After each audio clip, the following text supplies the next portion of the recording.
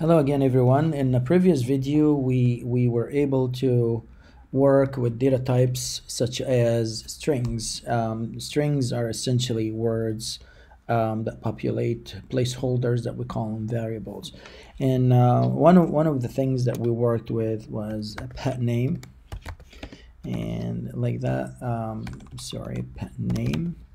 That was one example that we worked with, and we give the name Lucy to our pet, and pet type, it was a cat, like that. So we were able to work with these guys, and we made decisions, and we said if the variable here is a cat, or the type is a cat, and the variable name is Lucy, feed her kibble. We also asked about another variable that we declared as a bird, and we said if it's a bird, don't feed it the kibble, because that will not be good. So now we haven't been able to, in the last video, because it was too short, we haven't been able to work with things that are what we call true or false, or yes or no questions. If a person is a veteran, for instance, then they say they get a certain percent. So let's ask the question here. If person one is a veteran, so that would be true, like this. We might want to give a discount to this person as a veteran discount. So we, for the sake of making this example much easier, so we can say veterans are qualified for discounts, like that. So let's also ask if person one is a student or not. We can write another if statement like this. If person one is a student, if this is true, then we are going to say give her as much education, her or him, we don't know if it's give him as much as free education as you can, like that. So this is good. This is good enough right now, because as you can see, these guys are they have these underlined curly lines, and they're red. It means something it's a flag for something wrong. So clearly these variables must be declared first before they can be used. That's one thing. So if I comment them out, as you can see, these curly red lines under here is going to show up and tell me, okay, let me see what kind of error that we get. It basically saying that you used an undefined name, because clearly here it's commented out, the interpreter cannot see it. So if we release it and we make it available, then all these lines now disappear. Okay, so now we ask two questions, and let's see what kind of answers that we're gonna get. Well, we know for sure that this guy is a veteran, so I am positive that this message is going to be printed, and we know that this person is not a student, so this one is not going to be printed.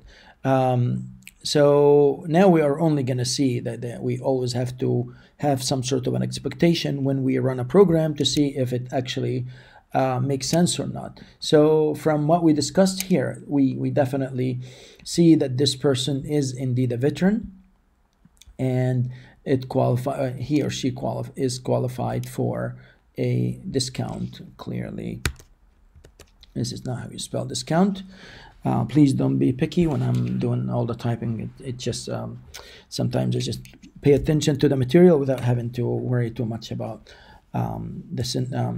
syntax is important for sure. So anyways, we could actually make a really nice statement out of these two guys. Instead of making them separated like that, maybe we want to say if this person is a veteran, if this person is also a student, because all of these guys could be connected together. So why not? So instead of saying if and then if and then if differently, we can say else if. However, if I do it this way, I want to make sure that they are connected for sure. But if I do it this way, Python is not going to like this. So what I need to do is to use the Python syntax to group these guys together. So this is how we say else if. Else if. Like that. Now I can also ask if this person, else, I can say else if the person is bilingual or not, like that. Then we can say print if it's not bilingual, teach him or her the best, the language of their choice, the language of their choice, like that. All right, so if if none of these conditions, and then this is clearly also the syntax for else if statement, like that. Suppose none of these guys, well, I need to do if this is also true, like that. Now suppose none of these guys were true. I really need to see a default message that says, well, if it's none of these things, then we are basically out of luck. We can say the person is none of the above, and we see none of the above a lot. So this is going to be like the simplest message that we can possibly see if all these conditions are false. But if one of these conditions is evaluated to true, then the else statement is not going to be evaluated to true. So let's see which one of these conditions is going to be true. So again, this one here is indeed true because this person is a veteran. So none of the other ones are going to be printed because this is false and this is false. Therefore, this is going to be false and this condition is also going to be false. And since we printed since we evaluated the if statement, then the else statement is not going to be evaluated. So let's just run this one more time, and we are only gonna see this statement here. Right. So suppose now we want to play with these guys here. So if this person is a veteran and a student, then let's see which of these statements is going to, which one of these conditions is going to be evaluated, and when they evaluated, which statements are going to be, or which messages are going to be printed on the screen.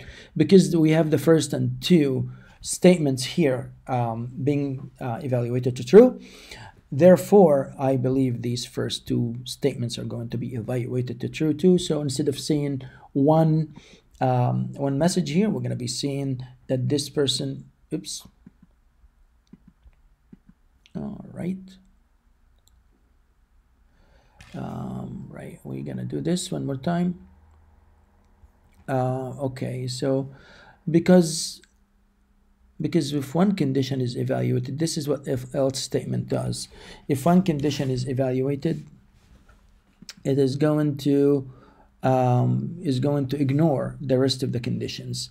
Now if I want to make sure that these conditions are indeed evaluated, because if this is true, then everything else is not true, is not going to be evaluated. So now if I want to make sure that I have all these guys evaluated like that, I need to ask these questions independently. So every time I see a new condition that must be evaluated, then I have to have a separate if statement here. So now these guys are disconnected, and they will all be evaluated, not just a single one of them.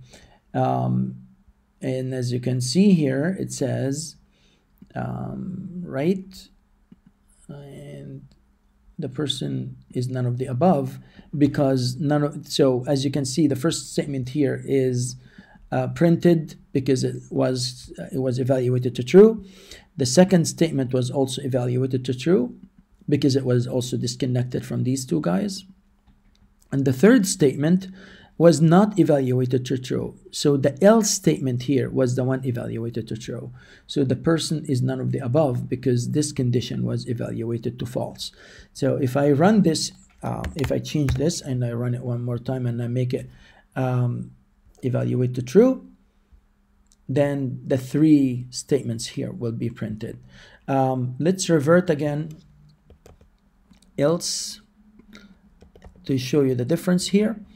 And I am going to make this one here true and everybody else false. So if the first condition is evaluated to false, and the second condition is evaluated to false, and the third condition will be evaluated to true, so we're only going to see this guy here. We're not going to see anything else. And if this is evaluated to true, then we are not going to see the default value here. Now we connected all these three if statements and the else statement together. We make them one unit, so only one single condition here that's going to be printed. If we run this one more time, we are going to see teach him or her the language of their choice, which is actually this condition is coming as a result of this condition being evaluated to true. And we know why it was evaluated to true, because the person here is bilingual, and if we ask if this person is bilingual, then this condition was, this sentence here or this statement here was evaluated and then printed out. And as you can see, these two conditions have failed to evaluate the true. So this one was skipped, second one was skipped, and third one was skipped. Let's do the one in the middle here. Let's make the one in the middle true, and everyone else is false. Just to prove to you that this condition is not going to be evaluated to true, and this one will be evaluated to true, and then we're not going to see anything else, because these three if-else statements are one unit and only one single statement that's going to be evaluated. So we run this one more time, and it says give him as much as your education, because this is a student now, and this one here, give him as much education as you can, because the first condition was not evaluated to true. It failed because it was false here, and the second condition was evaluated to true. Therefore, we haven't seen anything else, because once this is evaluated, then the if statement is going to terminate. I hope this is not too confusing, but we are going to work with some more examples as well to clarify any confusion or anything that might not be clear in this video. Thanks for watching.